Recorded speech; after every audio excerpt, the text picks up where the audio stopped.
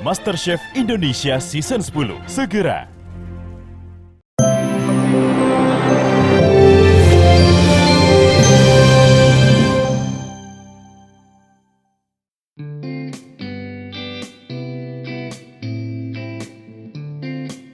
Rumah tangga Kartika Putri dan Habib Usman bin Yahya tengah diliputi suasana bahagia. Karena pada hari Kamis petang, sekitar pukul 18:19 waktu Indonesia Barat, Kartika melahirkan anak keduanya dengan berat 3,55 kg dan tinggi 51 cm. Kartika Putri sengaja mempercepat persalinan keduanya yang sebelumnya diprediksi awalnya akan melahirkan sekitar tanggal 25 Oktober 2022.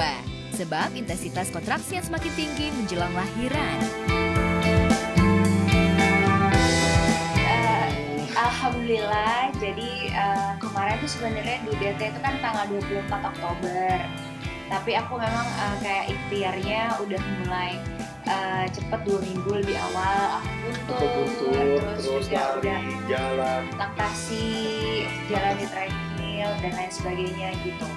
Jadi emang aku pengennya kayak lebih cepet aja lahirnya karena udah bega banget. Terus ya udah, alhamdulillahnya kayak udah berasa kontraksi nih, cuman aku nggak bilang-bilang. Aku nikmatin aja kontraksi. Habib udah ribet mau ke dokter, udah ribet ya udah kita ke rumah sakit segala macam. Karena di mindset awal aku memang kayak pengennya di rumah, akhirnya ditahan sampai benar-benar kontraksinya udah aktif banget. Ya udah. Proses kelahiran anak kedua yang diberi nama Khadijah Aliyah Basira itu tergolong unik. Selain lahir pada malam Jumat, Kartika melahirkan anak keduanya secara normal di kediaman mereka, kawasan Cilandak, Jakarta Selatan.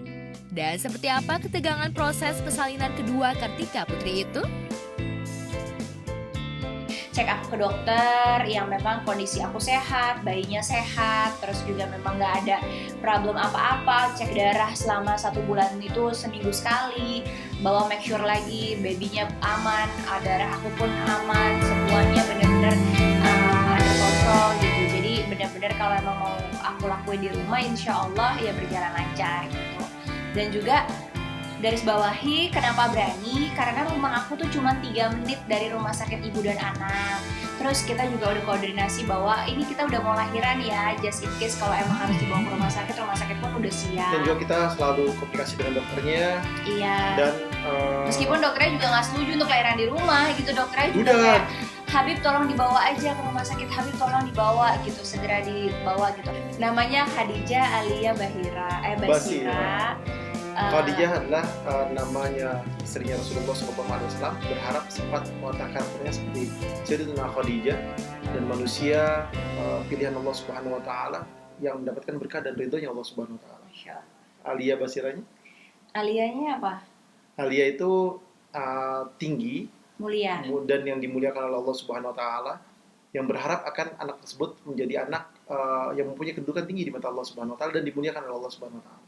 Kalau Basiranya sendiri itu artinya adalah berwibawa dan juga bijaksana gitu. Jadi percuma kalau perempuan soleha, perempuan yang dimuliakan tapi tidak bisa bijaksana dalam menerima semuanya gitu. Jadi harapannya kepingin menjadi anak yang selalu diberkahi Allah, dapat keriduannya Allah, tetapi juga menggunakan semua keberkahannya dengan bijaksana gitu, sehingga nauzubillah tidak menjadi manusia yang sombong, tidak menjadi manusia yang lupa diri. Sekalipun proses persalinan di rumah berjalan lancar, namun Kartika Putri tidak menyarankan untuk orang lain. Karena sebelum kelahiran, Kartika dan suami sudah menyiapkan perlengkapan medis seperti ambulans dan bidan. Terkait ramainya cara Habib Usman memotong tali pusar putri keduanya dengan api, Kartika yang ditemui mengungkapkan alasannya. Kan balik lagi, aku emang orang yang memang kayak ya agak aneh sih.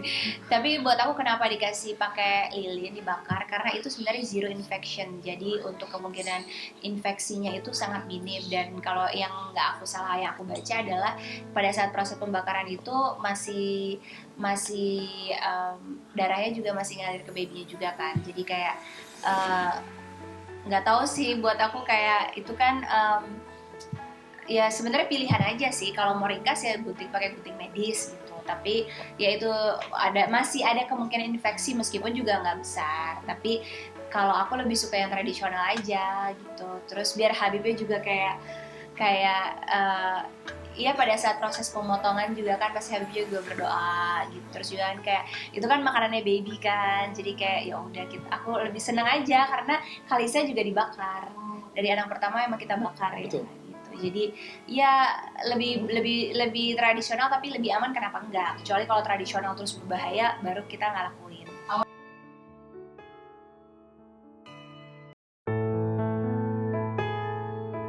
Sementara itu, di lain peristiwa, kebahagiaan juga dirasakan Sesa dan Sesi Idris.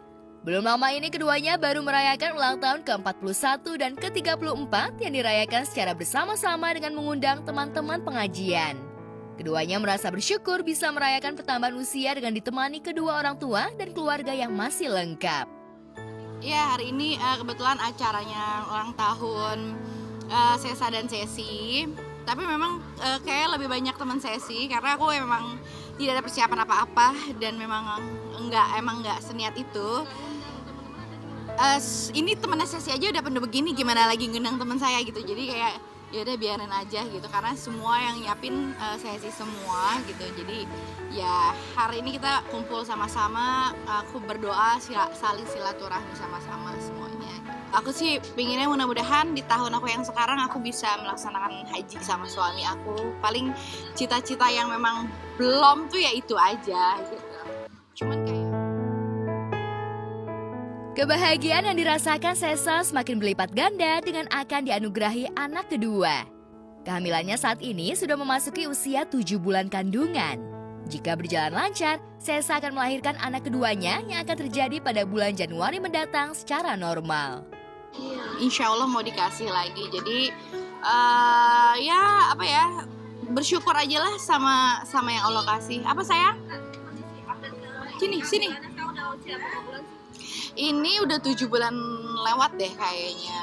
Sini kak, sini gendong. Ini dia mau 4 tahun. Jadi pas Desember dia 31 Desember, ini sih HPL insya Allah tanggal 7 Januari gitu. Ya aku sih. Tidak ada persiapan khusus yang dilakukan Sesa menyambut kelahiran calon anak keduanya itu.